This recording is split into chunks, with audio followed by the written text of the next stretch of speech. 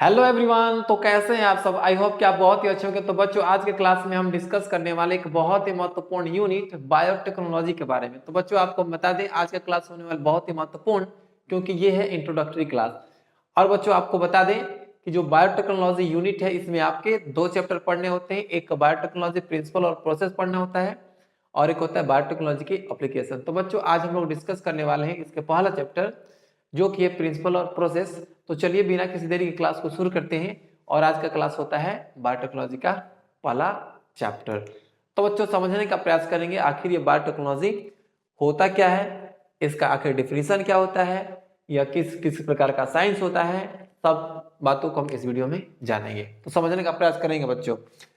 जैसा कि अगर हम बात करते हैं बायोटेक्नोलॉजी का, तो देखिएगा बच्चों कि बायोटेक्नोलॉजी क्या है कि विज्ञान की ऐसी शाखा है जिसमें हम विज्ञान एवं इंजीनियरिंग के सिद्धांतों के उपयोग और जैविक कारकों के इस्तेमाल से उपयोगी उत्पाद को प्राप्त करते हैं। तो बच्चों, ध्यान से समझिएगा कि ये बायोटेक्नोलॉजी आखिर है क्या। तो बायोटेक्नोलॉजी क्या है? तो विज्ञान का ही एक शाखा है जिसमें हम क्या करते हैं कि विज्ञान और जो साइंस है और जो इंजीनियरिंग के प्रिंसिपल्स हैं, दोनों को कंबाइन करते हैं। और कंबाइन करके क्या करते हैं, तो जैविक कारक, जैसे कि हम किसी जीव को ले लिए, कोई बैक्टीरिया ले लिए, जैविक कारकों का प्रयोग करेंगे और उनसे क्या करेंगे, हम प्रोडक्ट को तैयार करेंगे। जैसे देखिएगा, एग्जाम्पल के तौर पे आप एक बात सुनिएगा और समझने का प्रयास करेंगे। जैसे कि ये ई कोलाई हमने लिखा है ना बच्चों, ये एक बैक्टीरिया है, ठीक है।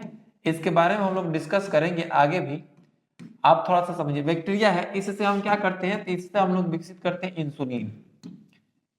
क्या विकसित करते हैं जी? इससे हम लोग विकसित करते हैं इंसुलिन। तो यहाँ पे साफ साफ कहा जा रहा है कि हम इसमें विज्ञान और जो टेक्नोलॉजी है, इंजीनियरिंग है, दोनों को करेंगे कंबाइन। और कंबाइन करके जो जैविक कारक है उनका करेंगे प्रयोग, और उनका प्रयोग करके हम लोग क्या करेंगे, वैसे प्रोडक्ट तैयार करेंगे बच्चों जो कि क्या हो, मनुष्य के भलाई के लिए हो। ठीक है, तो ये होता है बायोटेक्नोलॉजी का जनरल डिफिनीशन। लेकिन यहाँ पे अगर हम बात करते हैं इंग्लिश डिफिनेशन की, तो biotechnology is branch of science in which we obtain product beneficial for human welfare by combining principle of science and engineering and using biotic component. तो बच्चों, हु वो जो यहाँ पे हिंदी है उसी का ये इंग्लिश है। तो यहाँ पे आपको कंफ्यूजन में नहीं रहना है कि ये इंग्लिश में क्या लिखा गया, तो बच्चों इसी को ये ट्रांसलेटेड वर्जन यहाँ पे लिखा गया है। अब ऐसा क्यों हो रहा है बच्चों? क्योंकि यहाँ पे हमारा जो मेन पर्पस है, वो ऐसे बच्चे जो हिंदी मीडियम वाले हैं और जो इंग्लिश मीडियम वाले हैं, उन दोनों के लिए वीडियो कारगर साबित हो, इसलिए यहाँ पे हिंदी और इंग्लिश दोनों मिल रहे हैं। ठीक है बच्चों, अब देखिएगा, अब यहाँ पे अगर हम इसके दूसरे डिफिनीशन की बात करेंगे, और दूसरा डिफिनीशन कौन है बच्चों, तो समझिएगा। दूसरा डिफिनीशन दिया गया है, वह किसके द्वारा दिया गया है, तो वो दिया गया ईएफबी के द्वारा।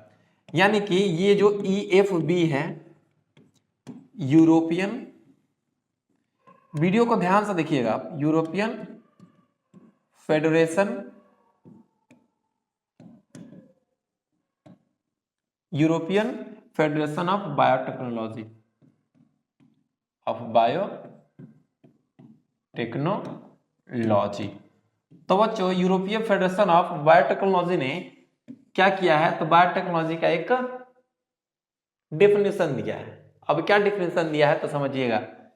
The integration of natural science and organism sales parts thereof and molecular analog for product and service।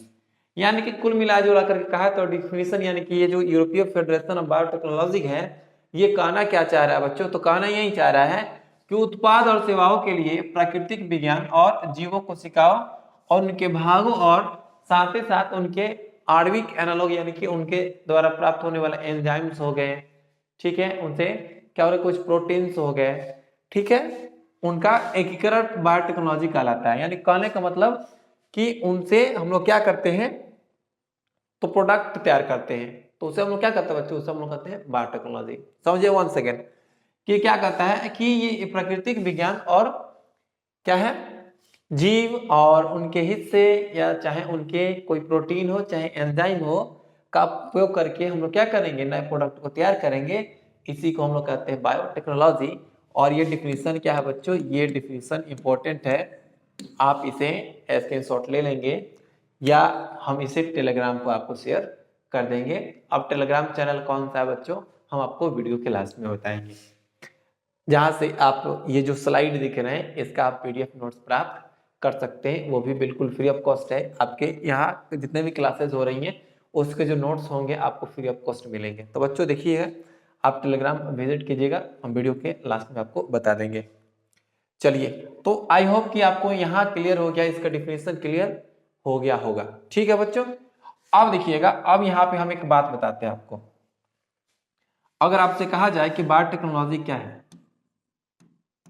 तो बच्चों देखिएगा, ये जो बायोटेक्नोलॉजी है, बायोटेक्नोलॉजी है, इसमें आपके दो हिस्से हैं।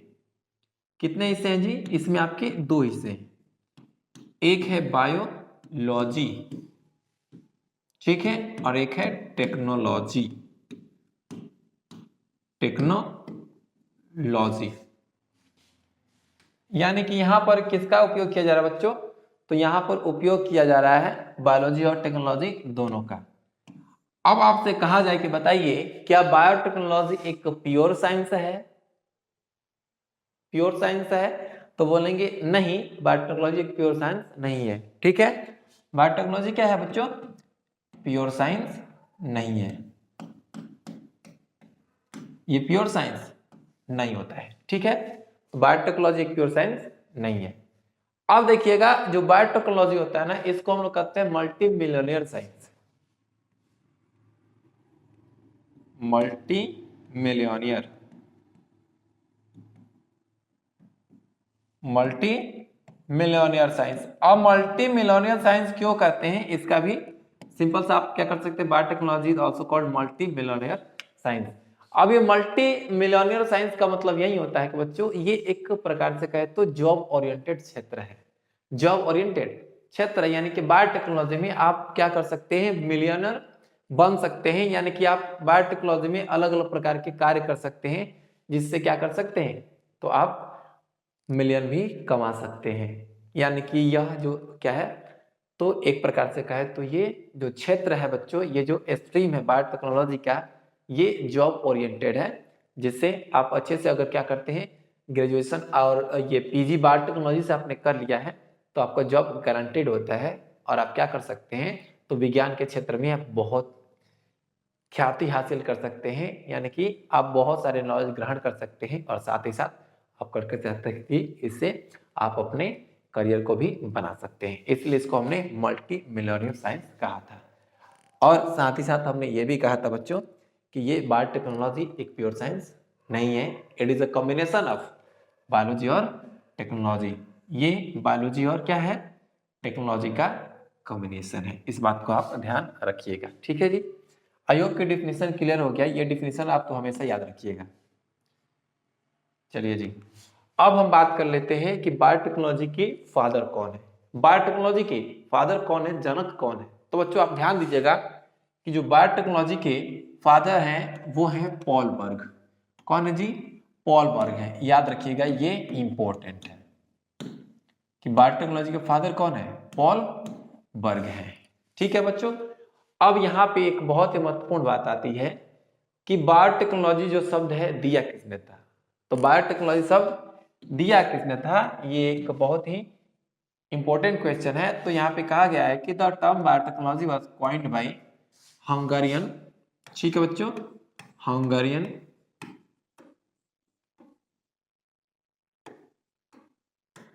इंजीनियर जिनका नाम है कार्ल एरिकी, और 1917 की बात है। तो बच्चों यहाँ पे जो क्या है, बायोटेक्नोलॉजी जो टर्म है, बायो टेक्नोलॉजी शब्द को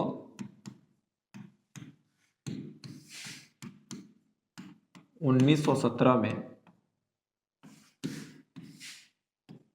कार्ल एरिकी, कार्ल एरिकी ने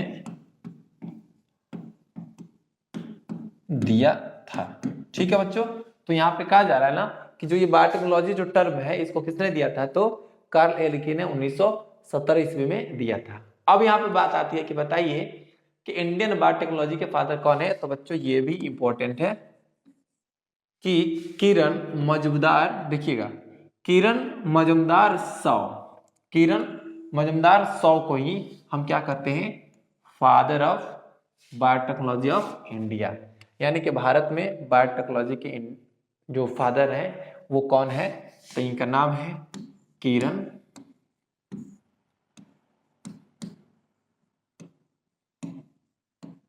मजूमदार साव, मजूमदार साव, इन्हें हम क्या कहते हैं जी बच्चों, इन्हें हम लोग कहते हैं father of biotechnology of India, यानी कि भारत में जीव विज्ञान के जनक कहा जाता है। तो बच्चों इस चैप्टर में हम लोग क्या करने वाले हैं, तो बहुत कुछ ऐसी बातें हम लोग जानेंगे जो कि अभी तक हम लोग नहीं जानते हैं, उन सभी बातों को हम लोग यहाँ पे डिस्कस करेंगे। तो चलिए हम लोग आगे बढ़ते हैं, और आगे का हमारा जो मुद्दा यही है कि बायोटेक्नोलॉजी के प्रिंसिपल्स। अब जो नेक्स्ट टॉपिक है आपका वो है प्रिंसिपल्स ऑफ बायोटेक्नोलॉजी, यानी कि बायोटेक्नोलॉजी के सिद्धांत।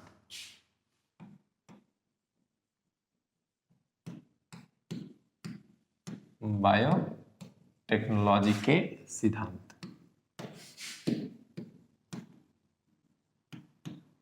बायोटेक्नोलॉजी के सिद्धांत। तो बायोटेक्नोलॉजी के सिद्धांत कौन कौन से हैं हम लोग यहाँ पे डिस्कस करेंगे। तो ऐसा तो बच्चों अगर हम बात करते हैं कि बायोटेक्नोलॉजी के सिद्धांत कौन से हैं, कितने प्रिंसिपल्स हैं, तो ये जो बायोटेक्नोलॉजी है इसमें मुख्य रूप से दो ही प्रिंसिपल्स हैं, और दो ही प्रिंसिपल से क्या करते हैं, मिल करके ये बायोटेक्नोलॉजी की नींव को रखे हुए हैं। तो बच्चों देखिएगा आधुनिक टेक्नोलॉजी बायोटेक्नोलॉजी को देखिएगा मुख्यतः दो तकनीक यानी टेक्निक पर कार्य करता है। जो मॉडर्न बायोटेक्नोलॉजी है बच्चों वो किस दो टेक्निक पर काम करता है, तो एक होता है जिसको हम लोग कहते हैं जेनेटिक इंजीनियरिंग, और दूसरा कहते हैं हम लोग केमिकल इंजीनियरिंग। जेनेटिक यानी कि इसको जीन भी कहते हैं या आनुवंशिक,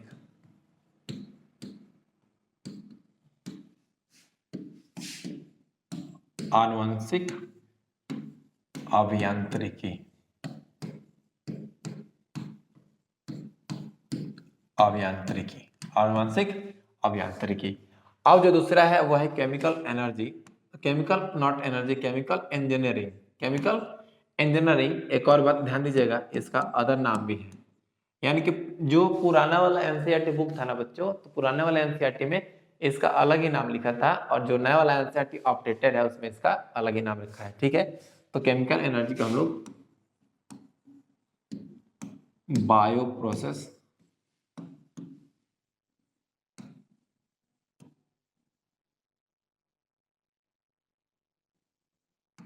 इंजीनियरिंग भी कहते हैं। तो बच्चों ये जो केमिकल इंजीनियरिंग है इसको हम लोग बायो प्रोसेस इंजीनियरिंग भी कहते हैं। आई होप कि इतना क्लियर हो गया होगा। तो बच्चों अब हम लोग बारी बारी से क्या करेंगे, तो जेनेटिक इंजीनियरिंग को डिस्कस करेंगे, फिर केमिकल इंजीनियरिंग को डिस्कस करेंगे। ठीक है बच्चों, चलिए जी। अब यहाँ पे अगर हम बात करते हैं बच्चों जेनेटिक इंजीनियरिंग की, जिसको हम लोग क्या कह रहे हैं, तो अनुवांशिक अभियांत्रिकी कह रहे हैं। तो ये अनुवांशिक अभियांत्रिकी होता क्या है इसको हम लोग समझते हैं। तो देखिएगा लिखा गया the technique to alter the chemistry of genetic material DNA and RNA to introduce this into host organism and the change the phenotype of the host organism. थोड़ा सा एक बात समझिएगा, जैसे कि क्या होता है बच्चों, ये मान लेते ये डीएनए, पूरा मैटर को समझेंगे, हम आपको बता देंगे कि इसका मतलब क्या होता है। डीएनए है, ठीक है।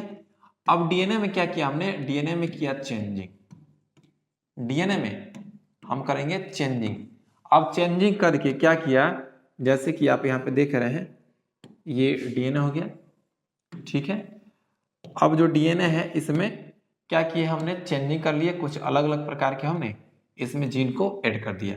तो अब यहाँ पे ये जो जीन है ये चेंज्ड हो गया है। क्या हो गया बच्चों, ये चेंज्ड हो गया है।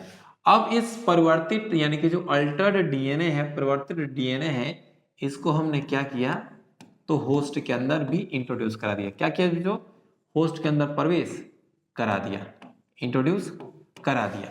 तब होता यही है कि जब होस्ट के अंदर प्रवेश कराया जाता है तो ये जो होस्ट है इसका जो फिनोटाइप है, फिनो जो टाइप है वो भी क्या हो जाता है, उसका फिनोटाइप भी चेंज हो जाता है। क्या हो जाता है बच्चों? फिनोटाइप भी चेंज हो जाता है।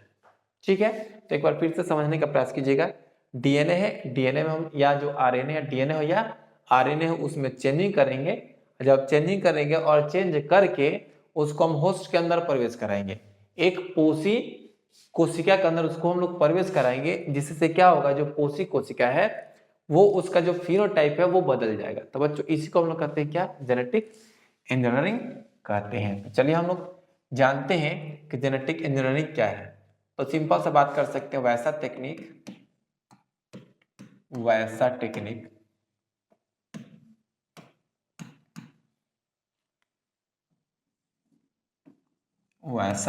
जिसमें जेनेटिक मटेरियल।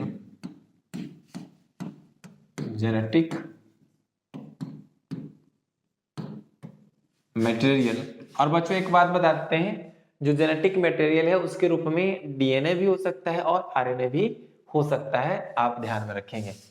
जेनेटिक मटेरियल वो क्या हो सकता है? या तो आरएनए भी हो सकता है या डीएनए भी हो सकता है। ठीक है ना बच्चों, या तो आरएनए होगा या तो डीएनए होगा। तो हमने क्या बोला कि वैसा टेक्निक जिसमें जेनेटिक मटेरियल में परिवर्तन, जेनेटिक मटेरियल में क्या करेंगे? अल्टरनेशन करेंगे, मटेरियल में अल्टर करके, अल्टर मतलब ही परिवर्तन ही होता है, अल्टर करके उसे किसे, ये जो अल्टर्ड डीएनए उसे होस्ट के अंदर प्रवेश कराया जाता है। होस्ट यानी कि मेजबान,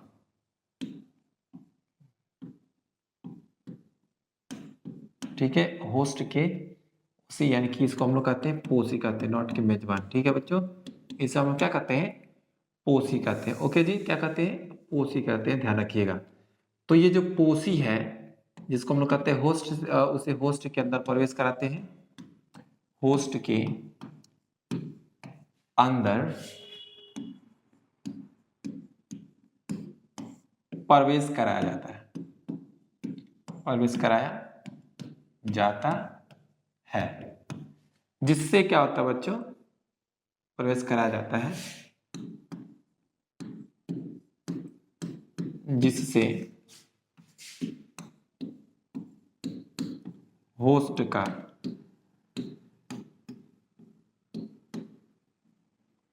फिनोटाइप बदल जाता है, होस्ट का फिनोटाइप, ये होस्ट का फिनोटाइप बदल जाता है, फिनोटाइप बदल जाता है, फिनोटाइप बदल जाता है, जेनेटिक इंजीनियरिंग कहलाता है। बच्चों यहाँ पे हम आपको एकदम आसान से शब्दों में बताने का प्रयास करेंगे। जेनेटिक इंजीनियरिंग कहलाता है। ठीक है जी, तो हमने क्या देखा बच्चों? हमने देखा कि ये एक ऐसा टेक्निक है जिसमें हम लोग क्या करेंगे, जो जेनेटिक मटेरियल है, चाहे वो आरएनए हो चाहे वो डीएनए हो, उसमें अल्टर करेंगे, यानी कि चेंजिंग करेंगे, और चेंजिंग करने के बाद उसे हम लोग होस्ट के अंदर प्रवेश करा देंगे, जिससे क्या होगा कि जो होस्ट का फिनोटाइप है वो चेंज हो जाएगा। इसे हम लोग जेनेटिक इंजीनियरिंग कहते हैं। आप इस बात को ध्यान में रखिएगा। ठीक है, चलिए आप इसे स्क्रीनशॉट ले सकते हैं। अब बात करते हैं केमिकल इंजीनियरिंग के, जिसे हमने एक और नाम दिया था, वो क्या नाम था? Bioprocess engineering. Bioprocess engineering, bioprocess engineering. ठीक है जी, तो केमिकल इंजीनियरिंग को हम लोग बायोप्रोसेस इंजीनियरिंग भी कहते हैं। अब यहाँ पर जो ये केमिकल इंजीनियरिंग है, इसका डेफिनेशन क्या होता है उसको हम लोग को समझना है। देखिएगा, maintenance of sterile ambience in chemical engineering process to enable growth of only the desired microbes, eukaryotic cell in large quantities for the manufacture of biotechnological product like antibody, vaccine और एंजाइम। यानी कि देखिए यहाँ पे क्या कहा जा रहा है, यहाँ पे मुख्य रूप से कहा जा रहा है कि हमें क्या करने हैं, तो वैसे मीडियम को तैयार करने हैं और वैसे मीडियम में तैयार करने हैं जो कि क्या हो, कंटामिनेशन फ्री हो, यानी कि जिसमें किसी प्रकार का कोई संक्रमण यानी संक्रमण रहित माध्यम में हम क्या करते हैं, तो इच्छा वाले जीवों को ग्रो कराते हैं, उनकी संख्या को बढ़ाते हैं, जिनका प्रयोग करके हम विभिन्न प्रकार के बायोटेक्नोलॉजी के प्रोडक्ट को तैयार करते हैं। तो केमिकल इंजीनियरिंग में यही होता है, ठीक है। तो आप समझने का प्रयास कीजिएगा। इसमें किसी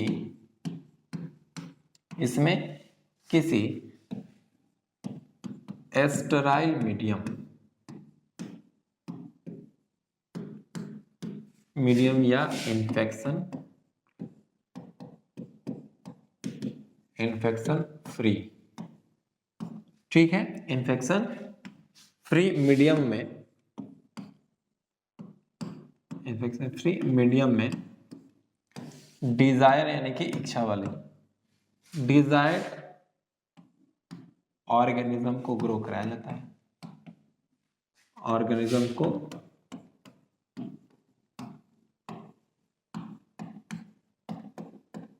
ग्रो कराया जाता है। क्या कहता है बच्चों, ग्रो कराया जाता है, जिनसे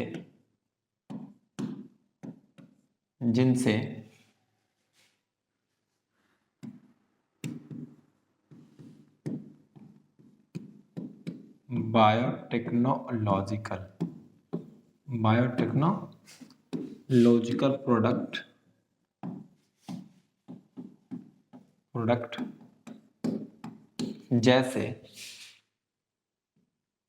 प्रोडक्ट जैसे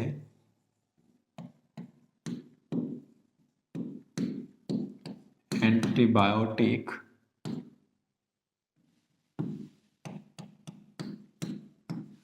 वैक्सीन एवं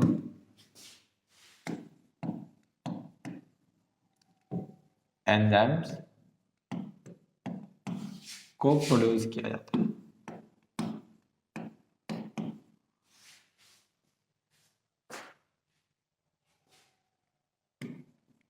प्रोड्यूस किया जाता है,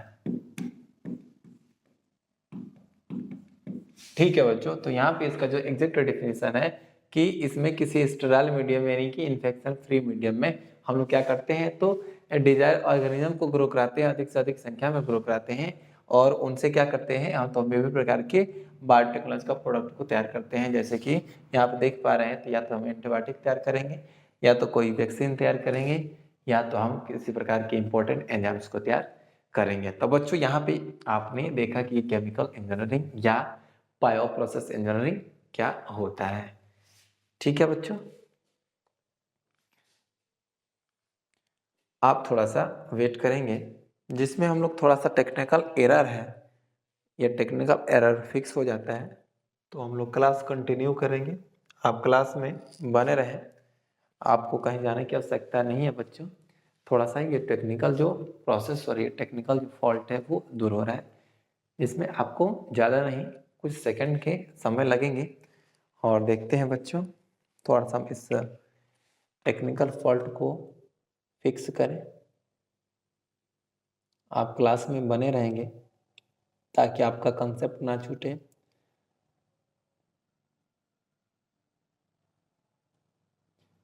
तब तक बच्चों आप एक प्रश्न को खोजिए कि साइटोजेनेटिक्स क्या होता है। साइटोजेनेटिक्स क्या होता है, ये जो टर्म है आप इसे कमेंट बॉक्स में कमेंट कीजिए कि साइटोजेनेटिक्स क्या होता है। तब तक जो प्रॉब्लम्स हैं वो फिक्स हो जाएंगी।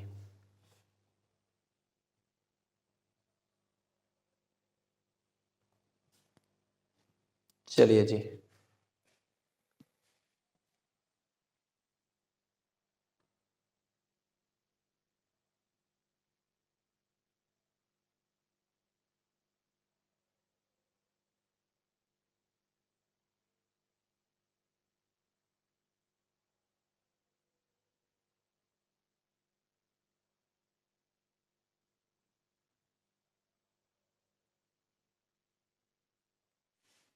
ओके बच्चों, तो हम लोग जो डिस्कस कर रहे थे एकदम वहीं से हम लोग को मिल गया कि हम लोग क्या करते हैं, तो ये वैक्सीन एंजाइम को प्रोड्यूस करके किया जाता है। ठीक है बच्चों, तो ये था केमिकल इंजीनियरिंग। अब बात रहा कि क्या इसके आगे भी कुछ कंसेप्ट है, तो हाँ बच्चों, अभी ये तो इंट्रोडक्शन की बात है, इसमें हम लोग थोड़ा सा इंट्रोडक्शन ही डिस्कस कर रहे हैं। आगे का जो मैटर है वो क्या है, बहुत ही इंटरेस्टिंग है। हम आपको बताएंगे जब टेक्नोलॉजी में एप्लीकेशंस आएंगे, कुछ प्रोसेस आएंगे, उसको हम लोग भली बात डील करने का प्रयास करेंगे। चलिए हम लोग आगे बढ़ते हैं। अब देखिए आपके सामने है दूसरा, या कहे तो आगे बहुत ही महत्वपूर्ण कंसेप्ट है बच्चों। और ये बहुत ही महत्वपूर्ण कंसेप्ट है क्या, तो यहाँ पे देखिए है कि conceptual development of the principle. Conceptual development of the principle, किसका डेवलपमेंट हो रहा है बच्चों, तो ये इसके प्रिंसिपल का डेवलपमेंट हो रही है। ठीक है जी, और ये डेवलपमेंट कैसे हो रही है, इन सभी बातों को हम लोग डिस्कस करने वाले हैं। तो conceptual development of the principle of genetic engineering, यानी कि जो जीन अभियांत्रिकी है या जिसको हम लोग आनुवांशिक अभियांत्रिकी कहते हैं, उसके जो सिद्धांत हैं उनका डेवलपमेंट कैसे होता है, इस बात को हम लोग जिक्र करेंगे और हम जानेंगे। समझिएगा, अब यहाँ पे कुछ बातें बताई गई है कि जो जेनेटिक इंजीनियरिंग है, it is a genetic engineering as a kind of biotechnology which deals with the manipulation of genetic material by man in vitro। यानी कि बच्चों देखिएगा, इसमें कहा जा रहा है ना कि जो बायोटेक्नोलॉजी है, ऑलरेडी हमने जो डिफिनेशन देखा था वही है कि बायोटेक्नोलॉजी क्या है, तो एक क्या होता है, तो एक प्रकार का, ये बायोटेक्नोलॉजी नहीं, जेनेटिक इंजीनियरिंग जो है एक प्रकार का बायोटेक्नोलॉजी है, जिसमें हम लोग क्या करते हैं कि जो जेनेटिक मटेरियल उसमें फेरबदल करते हैं। क्या करते हैं जी, जेनेटिक मटेरियल में फेरबदल करते हैं। और ये जेनेटिक मटेरियल में फेरबदल कौन करता है, तो वो करते हैं मानव, यानी कि मानव के द्वारा बाहर जेनेटिक मटेरियल में जो फेरबदल किया जाता है उसी को हम लोग कहते हैं जेनेटिक इंजीनियरिंग। ठीक है बच्चों, तो आप इसे क्या कर सकते हैं, तो नोट कर सकते हैं, genetic engineering, genetic engineering biotechnology का एक प्रकार है।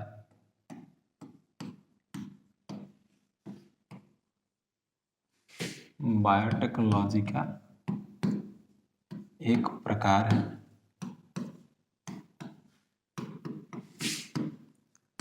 जिसमें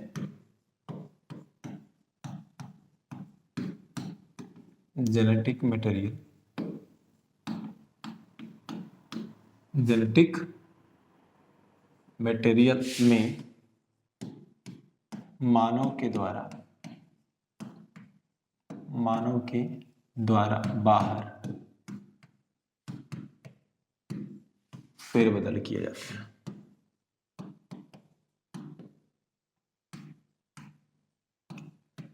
फेरबदल किया जाता है। ठीक है बच्चों, तो हमने क्या देखा कि जो जेनेटिक इंजीनियरिंग है एक प्रकार का बायोटेक्नोलॉजी है, जिसमें हम लोग क्या करते हैं, यहाँ हम क्या, जो मनुष्य हैं वो क्या करते हैं, बाहर यानी कि किस लैब में क्या करते हैं, तो ये जो जेनेटिक मटेरियल है उसमें अल्टर करते हैं, यानी कि परिवर्तन करते हैं, चेंजिंग करते हैं। ठीक है बच्चों, अब देखिए या फेरबदल करते हैं। आप समझिएगा, अब जो है कि बायोटेक्नोलॉजी में दो महत्वपूर्ण क्या है डिस्कवरीज हुई हैं, जिन्होंने बायोटेक्नोलॉजी को आगे बढ़ने में या बायोटेक्नोलॉजी के बारे में लोगों तक बात पहुंचने में, या कहें तो बायोटेक्नोलॉजी के डेवलपमेंट में बहुत ही महत्वपूर्ण भूमिका निभाते हैं। अब ये दो डिस्कवरीज कौन कौन सी हैं, तो एक डिस्कवरी है जो प्लाज्मिड का है, और दूसरा जो है एक प्रकार के एंजाइम का है, जिसको हम लोग डिस्कस करेंगे। तो बच्चों देखिएगा कि जेनेटिक इंजीनियरिंग बैक्टीरिया में दो महत्वपूर्ण खोज पर आधारित है। यानी कि जो जेनेटिक इंजीनियरिंग है is based on the two important discovery in bacteria. तो बच्चों देखिए, जेनेटिक इंजीनियरिंग बैक्टीरिया में दो महत्वपूर्ण खोज पर आधारित है, वो कौन कौन से हैं, तो एक है बच्चों वो है प्लाज्मिड की उपस्थिति, और दूसरा है रेस्ट्रिक्शन इंडोन्यूक्लियस। अब देखिए, अब ये प्लाज्मिड क्या होता है, अगर आपसे पूछा जाए कि बताइए ये प्लाज्मिड क्या होता है, तो ध्यान दीजिएगा कि जो बैक्टीरिया होता है ना उसमें एक्स्ट्रा क्रोमोसोमल डीएनए होता है। एक्स्ट्रा जो क्रोमोसोमल डीएनए होता है, एक्स्ट्रा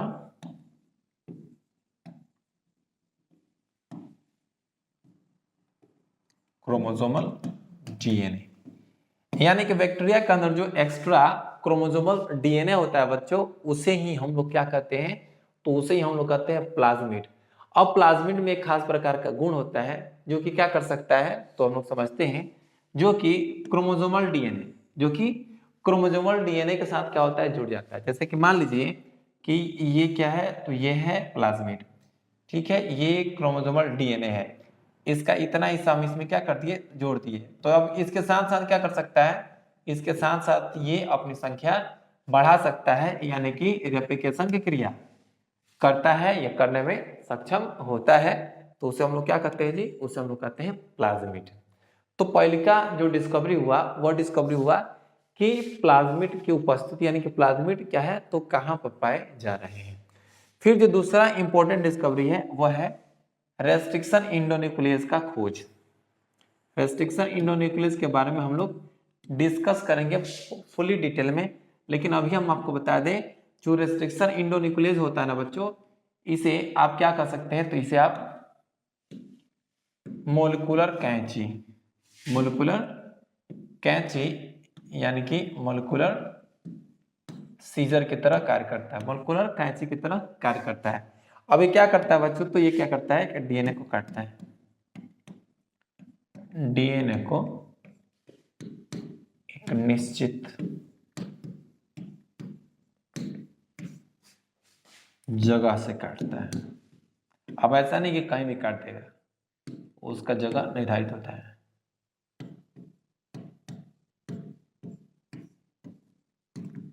तो रेस्ट्रिक्शन इंडोन्यूक्लियस क्या है बच्चों, तो रेस्ट्रिक्शन इंडोन्यूक्लियस एक प्रकार का मोलिकुलर सीजर है जो कि क्या करता है, डीएनए को एक निश्चित जगह से काटता है। तो बच्चों वो डीएनए को बीच से भी काट सकता है और डीएनए को टर्मिनल यानी कि साइड वाले हिस्से से भी काट सकता है।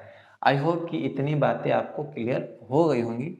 अब हम आगे बढ़ते हैं और आगे जानते हैं एक बहुत ही महत्वपूर्ण साइंटिस्ट के बारे में, जिन्हें आप देख सकते हैं, और वो है पॉल बर्ग।